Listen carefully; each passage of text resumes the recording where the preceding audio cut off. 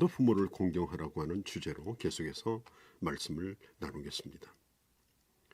결혼의 원리 가운데 첫 번째 원리가 바로 부모를 떠나는 것이죠. 부모로부터 떠나야만이 정신적으로 영적으로 독립된 건강한 가정을 이룰 수 있는 것입니다.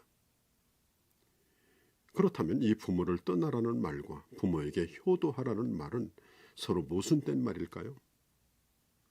결코 아닙니다. 부모를 떠날지라도 부모를 공경하며 효도하는 것은 계속해서 이어져 가야 하는 하나님의 명령인 것입니다. 부모가 자녀를 떠나보내지 못하면 자녀는 무슨 일이 있을 때마다 부모를 의지하고 찾게 되죠. 부모도 그런 자녀에게 익숙하게 되면 죽을 때까지 그 끈을 놓지 못하고 조종을 합니다. 그렇다면 떠나보낸다는 것과 그리고 효도하는 것, 이것의 조화를 어떻게 이루며 살 수 있을까요? 기본적으로 부모를 떠난다는 말은 부모를 버린다는 말이 아님을 염두에 두십시오. 이제는 의지하고 기대기보다는 부모를 공경하는 마음으로 효도하는 것입니다. 부모를 떠났음에도 불구하고 효도에 대한 의무를 다해야 하는 것입니다. 자녀들은 어려서 독립할 수 없기 때문에 부모를 의지하고 사랑하며 자라죠. 그러나 자라서 장성하고 부모에게서 독립하게 되고 자립하게 되면 그 마음속에 있는 감정적인 애정도 좀 식어질 수 있습니다. 물론 자녀가 부모를 사랑하는 것이 어릴 때나 장성해서나 변하는 건 아니지만, 그러나 부모와 떨어질 수 없었던 그런 어릴 적의 감정과는 좀 다른 것이죠. 그러므로 이제는 한층 더 성숙한 모습으로 부모를 공경하는 것이 아름다운 것입니다. 장성한 남자는 부모로부터 어린아이 같은 유약한 가정에서 떠나서 이제는 한 가정의 가장이 되고 남편이 되고 책임지는 그런 위치에서 이제 부모를 공경하는 그런 실천을 해야 되는 것입니다. 이 우주에서 우리의 첫 부모는 누굽니까? 바로 하나님이십니다. 하나님께서 흙으로 인간을 빚으실 때 하나님의 형상대로 모양대로 남녀를 지으시고 이 세상에 태어나게 하셨습니다. 그러므로 이 우주에서 인류의 첫 부모는 하나님이십니다. 아담과 하와에게는 부모가 없었죠. 하나님이 아버지였습니다. 그런데 하나님께서 그 인간을 창조하시고 이제는 대리 역사를 부모에게 맡기셨습니다. 대리 사역을 맡기신 겁니다. 이제는 남자와 여자가 결혼하여 하나님을 대신하여 자녀를 생산하도록 섭리하십니다. 그렇기 때문에 부모를 공경하는 것은 그 부모를 세워주신 하나님을 공경하는 것이 되는 것이죠. 하나님을 대신한 부모를 무시하는 것은 하나님을 무시하는 것이요, 하나님을 공경하지 아니하는 것입니다. 성경은 부모를 공경하고 부모에게 효도를 다하는 것이 인간관계 속에서 모든 윤리와 도덕의 근본이라고 말합니다. 때문에 부모를 공경하지 않거나 불효하는 것은 벌써 인간으로서 가장 기본적인 것을 떠나버린 것입니다. 자, 성경 십계명에 보면 네 앞에 다른 신을 두지 말라, 이거 의무지요. 우상 앞에 절하지 말라, 의무이죠. 내 이름을 망령되이 일컫지 말라, 의무이죠. 안식일을 거룩히 지켜라, 이것도 의무이죠. 그리고 내 부모를 공경하라, 이것도 의무인 것입니다. 그런데 여기에는 크나큰 격려의 말씀이 덧붙여 있죠. 그것은 부모를 공경하는 자에게 세상에서 잘되고 장수하는 상급을 주시겠다라고 특별히 상급을 주님께서 준비해 놓으신 것이 이 부모 공경인 것입니다. 인간에 관련된 계명 가운데 다른 계명에는 상급이 없습니다. 그러나 내 부모를 공경하라고 하는 이 계명을 지킬 때는 이 세상에서 잘되고 그리고 모든 것이 오래도록 보존되는 상급을 주시겠다는 것입니다. 부모를 공경한다고 해서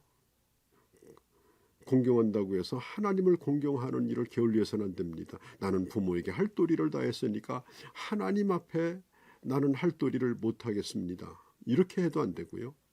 또 하나님 앞에 내가 모든 걸 바쳤기 때문에 부모에게 바칠 것이 없다. 그렇게 해도 안 되는 것입니다. 우리는 위로는 하나님을 제대로 섬기고 그리고 이 땅에서는 부모를 섬기는 것입니다. 자, 부모를 공경하고 효도하는 길은 먼저 부모의 마음에 근심을 끼쳐드리지 않는 것입니다. 우리도 부모의 자식이었고 또 우리 밑에도 자식이 있지만 부모가 갑자기 자식에게 천만금을 가지고 와서 하라고 하는 그런 부모는 없습니다. 자식이 부모의 마음에 근심을 끼치지 않기를 원하는 겁니다. 부모에게 기쁨이 되기를 원하는 것입니다. 그러면 그 부모에게 참 기쁨이 되는 게 뭘까요? 자식이 바르게 사는 것입니다. 죄에 빠지지 않고 하나님의 자녀로 올바르게 살 때 그 부모는 말할 수 없이 기쁜 것입니다. 이 세상에 주 안에서 신앙생활을 하지 않냐고 범죄에 빠지고 법적인 문제로 밤낮 경찰서에 드나들고 그렇다면 이 부모가 얼마나 가슴이 아프겠습니까? 자식이 몸이 약해서 자리에 누워 있으면 부모의 마음 편치 않습니다. 그러므로 우리의 몸은 우리 것이기도 하지만 부모로부터 받은 것입니다. 부모의 일부분입니다. 부모 앞에서 자식이 병들어 누워 있으면 그 부모는 말할 수 없는 고통을 겪습니다. 자, 그러니까 내 몸을 내 맘대로 하겠다. 그리고 술독에 빠진다든지 내 기관지를 담배 연기에 굴뚝으로 만든다든지 이렇게 하면 안 됩니다. 또 질병에 걸려서 고생하는 것도 부려웁니다. 부지런히 일하고 또 자기 스스로를 잘 관리하고 또 부모에게 누가 되지 않도록 삶으로 공경해야 하는 것입니다. 요한 3서 1절에서 4절에 보면 사랑하는 장로 가이오는 이 사도 요한에게 큰 기쁨이 되었습니다. 왜냐? 요한은 이렇게 말합니다. 내가 심히 기뻐하노라. 내 자녀들이 진리 안에서 행한다 하는 말을 듣는 것보다 더 큰 즐거움이 없다고 말했습니다. 목회자에게는 성도가 믿음으로 살 때 기쁜 것처럼 부모에게는 자녀가 진리 안에서 경건하게 주님을 섬기는 모습을 보면 그것보다 안심되는 일이 없습니다. 정말 기쁨이고 보람입니다.